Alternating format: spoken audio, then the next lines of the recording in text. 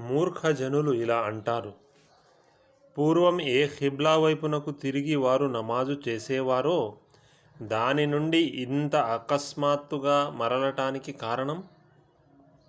ప్రవక్త, వారితో ఇలా అను, ప్రాక్పశ్చిమలు అన్నీ అల్లాహ్వే. అల్లాహ్ తాను కోరిన వారికి రుజుమార్గం చూపుతాడు. ఈ విధంగా మేము మిమ్మల్ని ఒక మధ్యస్థ సమాజంగా చేశాము.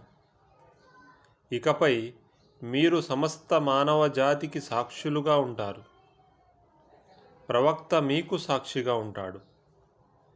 ఎవరు ప్రవక్తను అనుసరిస్తారో, ఎవరు వెనుదిరిగి పారిపోతారో పరీక్షించాలనే మేము పూర్వం మీరు మీ ముఖాన్ని ఏ దిక్కు వైపునకు తిప్పేవారో ఆ దిక్కునే మీ ఖిబ్లాగా నిర్ణయించాము.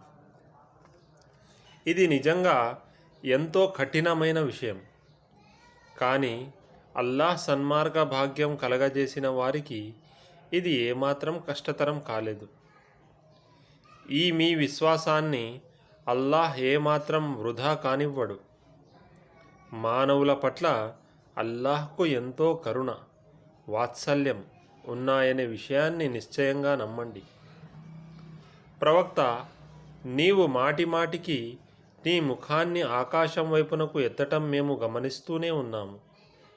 ఇదిగో, నీకు అత్యంత ప్రీతికరమైన ఖిబ్లా వైపునకే ఇప్పుడు మేము నిన్ను త్రిప్పుతున్నాము. కాబట్టి నీవు ముఖాన్ని మస్జిదే హరాం వైపునకు త్రిప్పు. ఇకపై మీరెక్కడున్నా సరే ముఖాన్ని ఆ వైపునకు పెట్టి నమాజు చెయ్యండి. ఖిబ్లా మార్పునకు సంబంధించిన ఈ ఆదేశాన్ని వారి ప్రభువే ఇచ్చాడని, అది సత్యం అని గ్రంథ ప్రజలకు బాగా తెలుసు. కానీ ఇది తెలిసిన తర్వాత కూడా వారు ఏమి చేస్తున్నారో దానిని అల్లాహ్ గమనించకుండా ఉండటం లేదు. గ్రంథ ప్రజలకు నీవు ఏ నిదర్శనం చూపినా వారు నీ ఖిబ్లాను అనుసరించడం సంభవించదు. వారి ఖిబ్లాను అనుసరించడం నీకు సాధ్యపడదు. వారిలోని ఏ వర్గం వారు కూడా మరొకరి ఖిబ్లాను అనుసరించటానికి తయారుగా లేరు.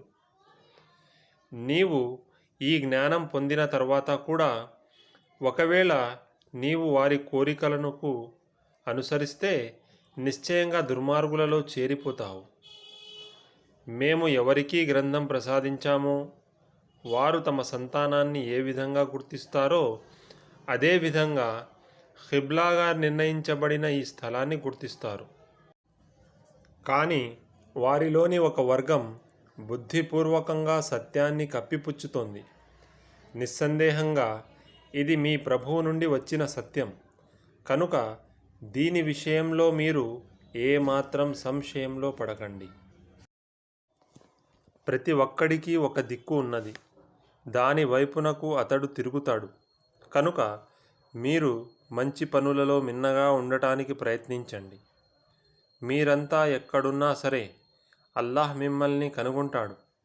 ఆయన శక్తికి అతీతమైనది ఏదీ లేదు. మీరు ఏ ప్రాంతంలో ప్రయాణం చేసినా మీ ముఖాన్ని నమాజు సమయంలో మస్జిదే హరాం వైపునకు త్రిప్పండి. ఎందుకంటే ఇది మీ ప్రభువు చేసిన న్యాయమైన నిర్ణయం. మీ కర్మలను అల్లాహ్ గమనించకుండా ఉండటం లేదు.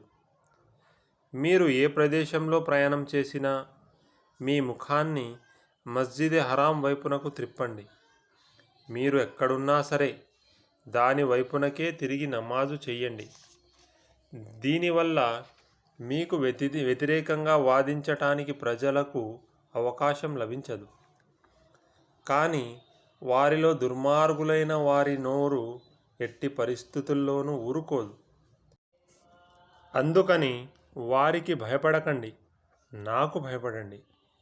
ఇంకా నేను మీపై నా అనుగ్రహాన్ని పూర్తి చేస్తాను. మీరు నా ఈ ఆజ్ఞాపాలన ద్వారా సాఫల్య మార్గం పొందే అవకాశం ఉంది. ఆ ప్రకారంగానే ఈ విషయాల వల్ల మీకు సాఫల్య భాగ్యం కలిగింది. మేము మీలో నుండే ఒకరిని ప్రవక్తగా మీ మధ్యకు పంపాము. అతను మీకు మా వాక్యాలను వినిపిస్తాడు, మీ జీవితాలను తీర్చిదిద్దుతాడు. మీకు గ్రంథాన్ని, దివ్య జ్ఞానాన్ని బోధిస్తాడు. మీకు తెలియని ఎన్నో విషయాలు నేర్పుతాడు. కనుక మీరు నన్ను జ్ఞాపకం పెట్టుకోండి, నేను మిమ్మల్ని జ్ఞాపకం పెట్టుకుంటాను.